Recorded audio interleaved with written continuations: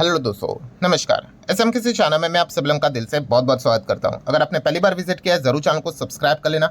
उसी के साथ साथ फ्री स्टॉक मार्केट क्लासेस इस चैनल को भी जरूर फॉलो करके रखना। कल के दिन, कल है सैटरडे, आप सब लोगों को पता ही है, एक इंपॉर्टेंट लेक्चर अपलोड होने वाला है। गलती से भी मिस मत करना दोस्तों, वीडियो काफ़ी इंपॉर्टेंट है। ठीक है, इस चैनल का लिंक मैंने ऊपर आपको आई बटन पे नीचे डिस्क्रिप्शन बॉक्स में देके रखा हुआ है। लगे हाथ अगर आप चाहो तो let's learn stock market and finance इस चैनल को भी चाहो तो फॉलो करके रख सकते हो। तो चले दोस्तों, फिलहाल तो इस वीडियो को स्टार्ट कर लेते हैं। ठीक है दोस्तों, अभी हम लोग आ चुके हैं बिल्कुल हमारे नॉर्मल स्क्रीन के ऊपर। एंड दोस्तों, आज स्क्रीन आप बाजार में आपने देखा ही होगा, एकदम गैप डाउन हम लोग को देखने को मिल गया। ठीक है, गिरावट तो थी कितना, 70.70 आप कह सकते हैं, 0.70% सेंसेक्स गिरा था। निफ्टी भी सेम उतना ही हम लोग को गिरते हुए देखने को मिला था। 150 पॉइंट की गिरावट है, बट जैसे कि देखा एकदम ही गैप डाउन देखने को मिल गया। ठीक है, एंड अगर आप चेक करोगे तो पिछले 2 दिन में काफ़ी अच्छी खासी गिरावट हम लोग को मार्केट में देखने को यहाँ पे मिल चुकी है। यस, कल के दिन भी हम लोगों ने देखा था मार्केट एक खबर के चलते एकदम अचानक गिर गया। एंड आज के दिन भी उसी चीज़ के चलते वो प्रेशर कंटिन्यू होते हुए देखने को यहाँ पे मिल चुका है। सो बेसिकली हम कह सकते हैं दोस्तों, बियर वालों को रीज़न मिल गया। और रीज़न क्या है ये मुझे अलग से बताने की ज़रूरत नहीं, क्योंकि कल के दिन पूरा उसी में ही मैंने डिटेल में वीडियो कवर करके आपको बताया था कि 2 ऐसे कारण हैं जिस चीज़ के चलते बाजार में प्रेशर यहाँ पे क्रिएट हुआ था। बियर वालों को शक्ति मिल गई थी, रीज़न मिल गया था कि भाई बाजार को तोड़ो करके। और उसमें से जो पहला वाला कारण है वही कारण अभी बड़े लेवल पे हम लोग को सच होते हुए देखने को यहाँ पे मिल चुका है। सो इसलिए अगर आप देखोगे, सिर्फ हमारा मार्केट नहीं, दुनिया भर के बाजार पिटते हुए देखने को मिल रहे हैं। अब डाउ जोन्स का फ्यूचर भी अगर आप चेक करोगे तो 1-1.25% आपको नीचे ही देखने को मिलेगा। सेम वैसे ही गैप डाउन ही ओपनिंग देखने को मिल गई। देन नेस्डैक फ्यूचर आप देख सकते हो, 1.5% की गिरावट, ये भी आप देख सकते हो कि गैप डाउन ही हम लोग को ओपनिंग देखने को मिल गई। यूरोपियन मार्केट चाहो तो चेक कर सकते हो, जर्मनी का मार्केट 1.5% नीचे। देन फुटसी की अगर बात कर ले तो ये भी 0.5% के आसपास डाउन ही है। देन फ्रांस के बाजार की बात करें, ये भी 1.25% डाउन है। यूरोप का जो बाकी का जो इंडेक्स देखने को मिल जाता है, यूरो इंडेक्स की बात कर ले, ये भी 1.5% डाउन देखने को यहाँ पे मिल रहा है। सो क्यों, इसके पीछे का रीज़न क्या है? तो जैसे मैंने आपको कल ही बताया था वही रीज़न देखने को मिल रहा है। इजराइल एंड ईरान के बीच जो टेंशन था, अब वो टेंशन नेक्स्ट लेवल जा चुका है। ठीक है, मतलब क्या है, जो कल आप जैसे मैंने आपको यहाँ पे बताया था कि अमेरिका ने ये बात बोली थी कि उनके जो ऑफिशियल्स रहते हैं उनको बोला था भाई मिडल ईस्ट में रहना अभी काफ़ी डेंजरस यहाँ पे हो सकता है, क्योंकि टेंशन यहाँ पे बढ़ते ही जा रहा है। ठीक है, एंड इस चीज़ के चलते उन्होंने अपने ऑफिशियल्स को निकालना स्टार्ट किया था। तो अमेरिका अगर इतना बड़ा स्टेप ले रहा है, मतलब कुछ ना कुछ तो गड़बड़ यहाँ पे होने वाली थी। एंड इसी पॉइंट को लेकर उन्होंने ये भी बात कल ही बताई थी। उन्होंने ये नहीं बताया था कि एग्जैक्टली यही रीज़न है करके, बट उन्होंने ऑलरेडी वार्न किया था कि इजराइल रेडी हो रहा है, एक बहुत बड़ा ऑपरेशन यहाँ पे ईरान के ऊपर वो लॉन्च करने यहाँ पे जा रहा है। सो ये सारी चीज़ें जो हम लोगों ने कल ही यहाँ पे रिपोर्ट के जरिए पढ़ी थी, सारी खबरें कि यहाँ पे इजराइल क्या कर सकता है, ईरान के न्यूक्लियर साइट के ऊपर अटैक कर सकता है। सो ये सारी खबरें रिपोर्ट वाली नहीं रही। ये सारी खबरें अब एक्चुअल में कंफर्म हो चुके, एक्चुअल में हो चुके। कल लेट नाइट की अगर हम लोग यहाँ पे बात करें तो आप सभी लोगों ने यहाँ पे देखा ही होगा कि इजराइल ने एक्चुअल में प्री अटेम्प्टिव स्ट्राइक कर दिया है ईरान के ऊपर। यस, अटैक यहाँ पे हो चुका है। 200 से ज़्यादा प्लेन्स लेकर वो गए थे, पूरी तरीके से तबाही मचा दी उन्होंने ईरान पे। एंड कहाँ पे टारगेट किया उन्होंने, तो जहाँ पे अमेरिका ने वार्निंग देके रखी थी कि भाई आपके न्यूक्लियर फैसिलिटीज़ के ऊपर वो टारगेट करने वाले हैं, वहीं पे उन्होंने टारगेट किया। हालांकि अमेरिका ने डिनाई कर दिया उनका कोई इन्वॉल्वमेंट है करके, क्योंकि जब भी आज तक इजराइल ने बड़ा कभी भी अटैक किया है तो उसके पीछे अमेरिका का ही सपोर्ट रहता है। ठीक है, फाइनेंशियली भी अमेरिका बहुत कुछ डॉलर छाप के उनको सपोर्ट करता ही रहता है। ठीक है, हालांकि यूक्रेन का जो सपोर्ट था फाइनेंशियली एंड इक्विपमेंट वाइज, वो तो ट्रंप ने पीछे खींच लिया था, बट उन्होंने इजराइल का पीछे नहीं खींचा था। ठीक है, वो तो पुरानी बात यहाँ पे हो गई। बट अमेरिका तो डिनाई कर रहा है कि हमने तो कोई सपोर्ट नहीं किया है, इजराइल अपने साइड से ही लड़ रहा है। सो प्री अटेम्प्टिव स्ट्राइक मतलब क्या, कि जैसे आपको मैंने यहाँ पे बताया था कि ईरान क्या कर रहा है, न्यूक्लियर बना रहा है, न्यूक्लियर बॉम्ब बना रहा है। ठीक है यार, न्यूक्लियर बॉम्ब अगर रेडी हुआ तो ईरान ने पहले ही कितनी बार अपने स्टेटमेंट में बोला था, जिस दिन बनेगा इजराइल को हम लोग नक्शे से हटा देंगे। तो अगर कोई आपको ऐसा बोल रहा है कि भाई हमारा ये अगर वेपन रेडी हो गया और हम आपके ऊपर ही पहला वो अटैक करके आपको ही ख़त्म कर देंगे, तो वो थोड़ी ना इंतज़ार करेंगे कि भाई आप पहले बनाओ, ठीक है, एंड उसके बाद आप हमारे ऊपर अटैक करो फिर हम आपके ऊपर अटैक करेंगे। नहीं भाई, इजराइल इतू सा देश है, तो उसने क्या कर दिया, प्री अटेम्प्टिव स्ट्राइक। प्री अटेम्प्टिव मतलब वही कि भाई हमें डर है कि ये न्यूक्लियर बना लेंगे और उसके बाद हमारे ऊपर अटैक होगा, हम पहले ही इसलिए इनको उड़ा रहे हैं। और ये इजराइल की पहले से ही पॉलिसी है, अभी की पॉलिसी नहीं है, बहुत पहले समय से। सो यहाँ पे रिपोर्ट के जरिए खबरें आ रही थी कि न्यूक्लियर बॉम्ब की अगर हम लोग बात कर ले, वो कुछ रेशोज होते हैं। ठीक है, वो साइंटिफिकली चीज़ें चलती रहती है कि 90% प्योरिटी के साथ वो चीज़ें अगर चली गई तो फिर वो न्यूक्लियर बॉम्ब रेडी हो जाता है यूज़ करने के लिए। तो इसराइल ने ईरान ने अगर बात करें 60% तक वो टारगेट अचीव किया था। जस्ट थोड़ा सा बात बाकी था, उसके बाद 10-15 बॉम्ब ये रेडी कर सकते थे। तो इसीलिए इसराइल बहुत ही ज़्यादा मतलब उनके अस्तित्व के ऊपर ही खतरा आ गया था, तो वो थोड़ी ना इंतजार करेंगे। तो पूरी तरीके से उन्होंने तबाही यहाँ पे मचा दी। एंड इसी चीज़ के चलते पूरा दोस्तों अब हम लोग को मार्केट के ऊपर वो प्रेशर आते हुए देखने को यहाँ पे मिल चुका है। सो ये अटैक होने के बाद आप कह सकते 100 से ज़्यादा जगह पे इसराइल ने यहाँ पे अटैक किया ईरान के ऊपर। एंड ईरान ने भी डिक्लेयर कर दिया भाई कि वो वॉर में है करके। ऑब्वियसली अगर आपके मिलिट्री साइट के ऊपर, न्यूक्लियर साइट के ऊपर अगर अटैक होंगे तो वो चीज़ें तो हम लोगों को वॉर जैसे देखने को यहाँ पे मिल जाएगी। हालांकि ट्रंप ने एक और वार्निंग दी है, किसको? ईरान को।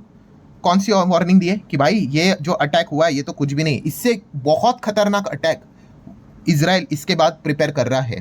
ठीक है, सो ये मत सोचना कि उनके ओर से चीज़ें यहाँ पे हो चुके करके, नहीं। आज जो अटैक आपने देखा है उससे भी भयानक अटैक का प्लानिंग इसराइल यहाँ पे कर रहा है। तो ये चीज़ें यहाँ पे ट्रंप की ओर से हम लोग को देखने को यहाँ पे मिल रही है। सो बेसिकली हम कह सकते हैं दोस्तों, इसराइल ने कौन सा ऑपरेशन स्टार्ट कर दिया? उन्होंने इस ऑपरेशन को नाम दिया ऑपरेशन राइजिंग लायन करके।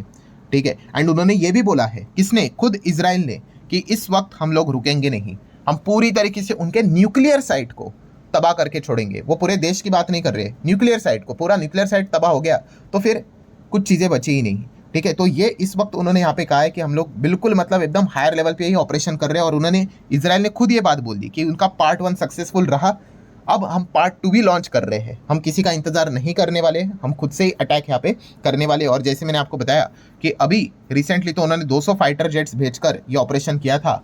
एंड अभी ट्रम्प बता रहे कि इससे भी बड़ा ब्रूटल अटैक होने वाला है। तो देख लेते हैं अभी एग्जैक्टली आगे क्या होता है। और अब अटैक देख लीजिए दोस्तों कैसा है, कि उन्होंने उनके सिर्फ न्यूक्लियर साइट नहीं उड़ाए, जो उनके हम यहाँ पे कह सकते हैं कि साइंटिस्ट भी होते हैं। ठीक है, तो 6 न्यूक्लियर साइंटिस्ट को भी उन्होंने यहाँ पे अटैक में मार गिराया है। ठीक है, साइंटिस्ट तो सबसे बड़े असेट होते हैं ना।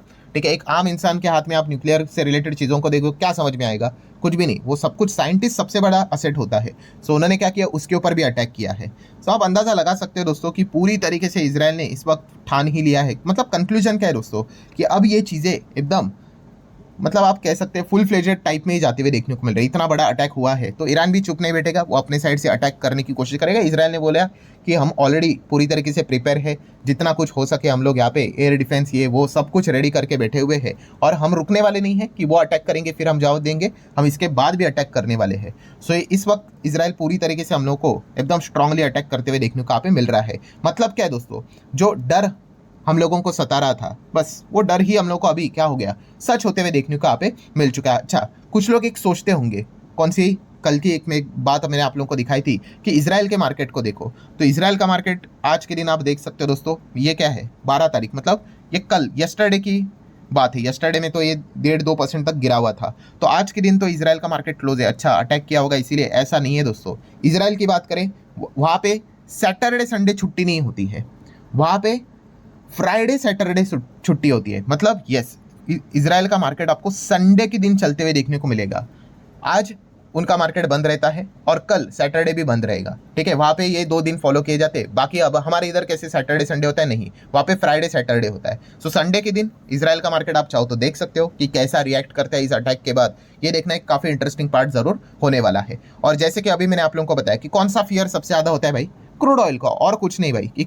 जैसे ही अटैक हो जाएगा भाई, क्रूड ऑयल तो स्पाइक मारेगा। और कितना स्पाइक मार दिया देख लो भाई, 8% के ऊपर, 8.5% के ऊपर, एकदम नेक्स्ट लेवल हम लोगों को जंप्स देखने को यहाँ पे मिल रहे हैं। ठीक है, कल तो बस एक खबर आई थी, इसलिए कोई ज़्यादा मोमेंट हम लोग को देखने को यहाँ पे नहीं मिला था। मोमेंटम काफ़ी लोगों ने कमेंट सेक्शन में भी यही बात पूछी थी कि सर क्रूड में कोई बड़ा रिएक्शन देखने को नहीं मिल रहा है। तो मैंने बोला बस अटैक होने दो भाई, उसके बाद रिएक्शन तो सामने यहाँ पे आ ही जाएगा। और फाइनली अभी आप देख सकते हो, वीडियो बना रहा हूँ तब तक तो ये 8% की जंप सीधा एक झटके में 75 तक आ गया भाई, सीधा एक झटके में। अगर यही चीज़ कुछ दिन पहले होती ना तो शायद से आरबीआई रेट कट के बारे में सोचता कि करना है कि नहीं करना है करके। एंड यहाँ पे तो सीधा 50 का ही हो गया। ठीक है, चलो जो हो गया तो हो गया भाई, उसके बारे में क्या बात कर ले। बट ये फिलहाल की स्थिति हम लोग को देखने को मिल रही है। अच्छा, कुछ लोग ये भी सोचते होंगे कि ये क्रूड ऑयल इतना क्यों मतलब भागना लग जाता है, इसके पीछे का रीज़न क्या है? तो दोस्तों, मिडल ईस्ट का मैप अगर आप देखोगे, ये वाला जो एरिया, ठीक है, ये सारी चीज़ें मैं ऑलरेडी आपको सिखा चुका हूँ, बट फिर भी बार बार रिपीटेशन इंपॉर्टेंट चीज़ें। ये वाला जो एरिया है ना दोस्तों,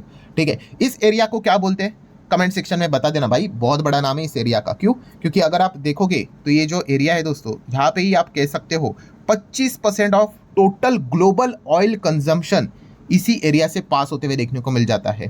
ठीक है, उसी के साथ साथ आप कह सकते हो कि लिक्विफाइड नेचुरल गैस भी जो हम लोग को देखने को मिल जाता है मैक्सिमम इधर से ही पास हो जाता है।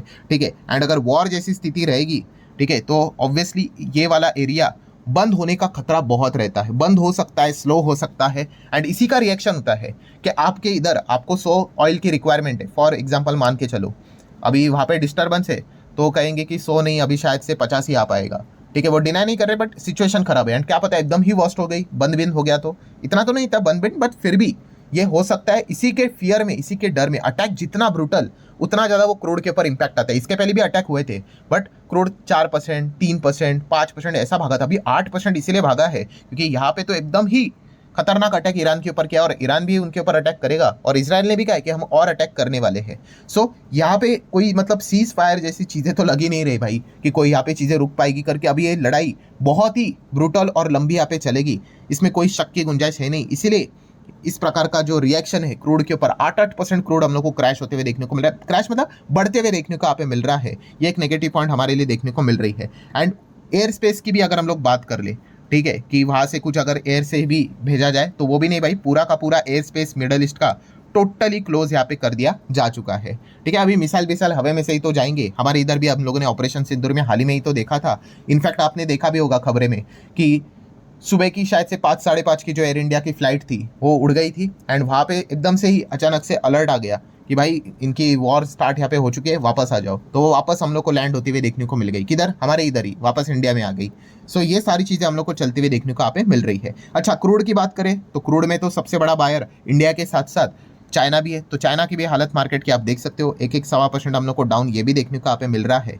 तो ये पूरी चीज़ें मैंने यहाँ पे कवर कर ली है। अब व्हाट नेक्स्ट, अब आगे क्या? तो आगे बहुत ही सिंपल है भाई, अभी टॉपिक मिल चुका है कि अब इजराइल ईरान के ऊपर ही यहाँ पे फोकस रहेगा। और जो ट्रंप ने वार्निंग देके रखी हुई है, कौन सी वार्निंग, कि भाई ईरान को बताया कि ये तो कुछ अटैक नहीं था, इससे भी बड़ा ब्रूटल अटैक इजराइल प्लान कर रहा है।